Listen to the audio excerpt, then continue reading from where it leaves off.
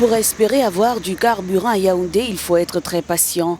Plusieurs stations ont déjà fermé. Pour celles encore fonctionnelles, les files d'attente ne désemplissent pas. Le carburant est cher et rare. Toute la ligne 4h, 5h de temps, je suis là depuis 6h.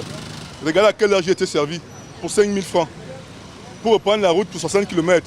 Revenir peut-être en soirée, m'aligner encore. Et qu'est-ce que j'aurais travaillé? Il n'y a même pas d'abord le carburant dehors, partout où on trouve un peu de super, tellement de monde.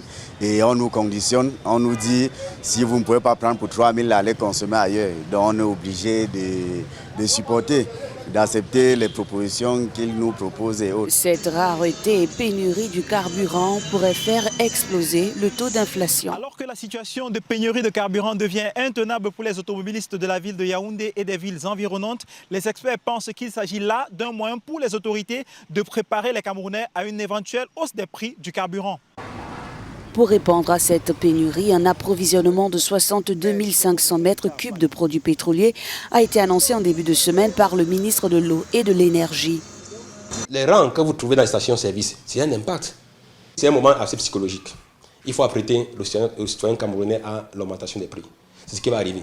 L'impact continuera sur le plan socio-économique.